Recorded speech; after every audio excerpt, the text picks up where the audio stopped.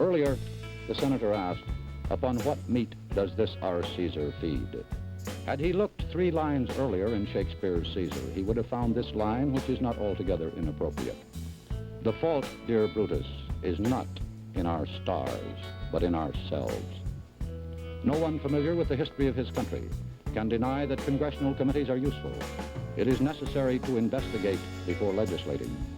But the line between investigating and persecuting is a very fine one, and the junior senator from Wisconsin has stepped over it repeatedly. His primary achievement has been in confusing the public mind as between the internal and the external threats of communism.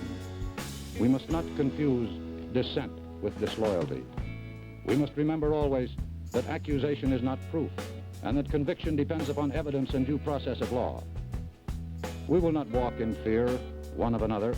We will not be driven by fear into an age of unreason if we dig deep in our history and our doctrine, and remember that we are not descended from fearful men, not from men who feared to write, to speak, to associate, and to defend causes that were for the moment unpopular.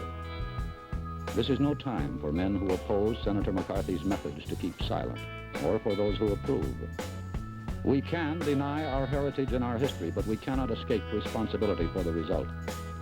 There is no way for a citizen of a republic to abdicate his responsibilities. As a nation, we have come into our full inheritance at a tender age. We proclaim ourselves, as indeed we are, the defenders of freedom wherever it continues to exist in the world. But we cannot defend freedom abroad by deserting it at home. The actions of the junior senator from Wisconsin have caused alarm and dismay amongst our allies abroad and given considerable comfort to our enemies. And whose fault is that? Not really his. He didn't create this situation of fear, he merely exploited it, and rather successfully. Cassius was right.